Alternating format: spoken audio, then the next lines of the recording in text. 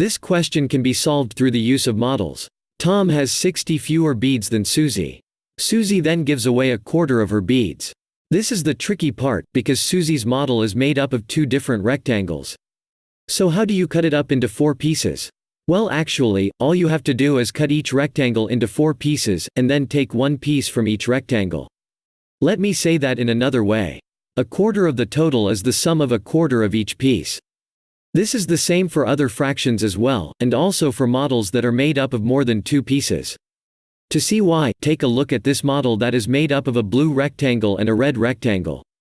After we cut each rectangle into 4, we can rearrange them into 4 equal groups.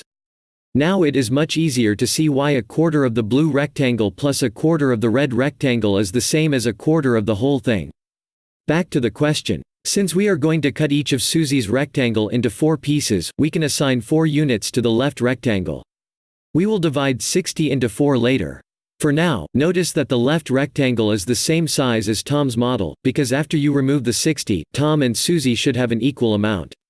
So, we can say that Tom has 4 units of the same size as well.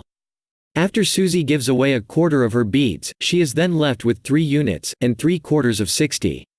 We can find 3/4 of 60 by multiplying 3/4 and 60. This is equal to 45.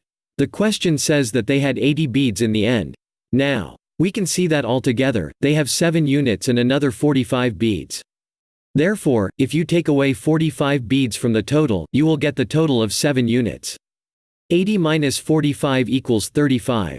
So 7 units equals 35. 1 unit equals 35 divided by 7, which is 5. Since Tom had 4 units, we can find how many he had by taking 4 times 5, which gives us 20.